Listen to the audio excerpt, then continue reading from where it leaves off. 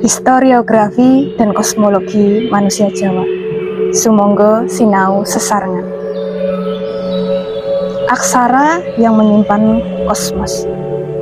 Bayangkan sebuah dunia di mana sejarah tidak ditulis hanya untuk dikenang, tetapi untuk menjaga keseimbangan alam semesta. Dunia itu adalah Jawa. Di antara lembaran lontar yang rapuh, aksara kawi yang memudar, tersimpan ingatan panjang peradaban. Naskah-naskah klasik Jawa bukan sekedar catatan masa lalu, melainkan ruang sakral, tempat sejarah, mitos, dan spiritualitas berkelindang.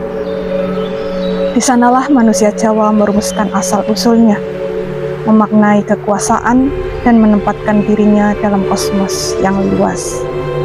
Sejarah tanah Jawa.